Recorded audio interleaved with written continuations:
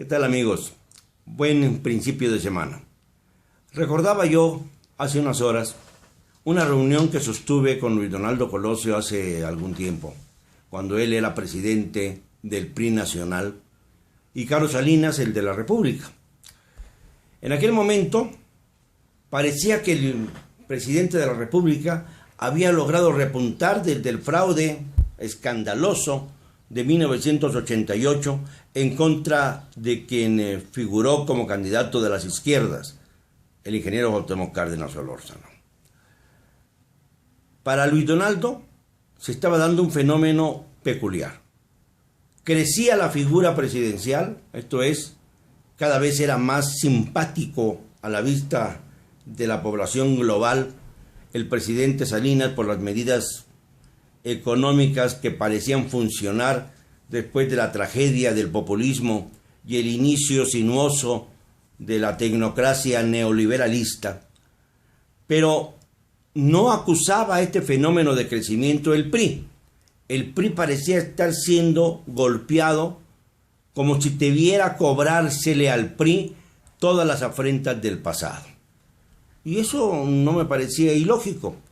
Era obvio que el PRI había sido un escenario en donde se había dado la corrupción y por lo tanto recibía las críticas que no le llegaban al presidente, que parecía ser un mandatario aparentemente destinado a cambiar las cosas. Ya vimos cómo acabó aquello, ¿no? Como el Rosario de Amozoc. Pero finalmente así se estaban dando las cosas. La figura del presidente aumentaba en puntos y el PRI se quedaba abajo, perdiendo posiciones estratégicas. Fue en ese momento cuando, por ejemplo, el PRI perdió la primera gubernatura en su historia, la de Baja California. Y esto a Luis Donaldo le afectó mucho en lo personal y en lo político. Ya después se repondría. Sucede, y por eso menciono el antecedente, que ahora está pasando exactamente lo contrario. Se calcula que el voto duro del PRI sigue entre el 25 y el 30%, aunque vaya a la baja. Pero el nivel de aceptación de Peña Nieto está en el 15%. Es decir, 3 de cada 20 mexicanos le avalan y 17 lo repelen. Esto significa, y esto es lo interesante además, que también hay muchos priistas, quizás la mitad de ellos, que no convergen hacia el peñismo y que también se han cansado de una administración que no da resultados y que los ha puesto a ellos como priistas en graves dificultades. Graves dificultades porque ya no tienen la credibilidad ni tienen la autoridad moral para defender a una administración que nos ha depauperado moral, física y económicamente. ¿Qué va a pasar entonces el 7 de junio? Va a ocurrir que el PRI se vuelque en ese 30% de votos duros, los retenga contra viento y marea y se beneficie de las divisiones tanto de la derecha como de la izquierda.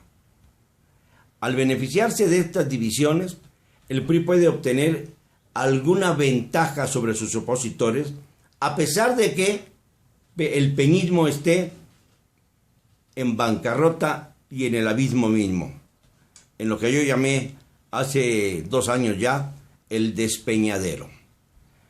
¿Sí? El despeñadero porque se está cayendo todo el teatro a Enrique Peña Nieto y ya ni siquiera los priistas creen en él. Al contrario, resulta un elemento pernicioso.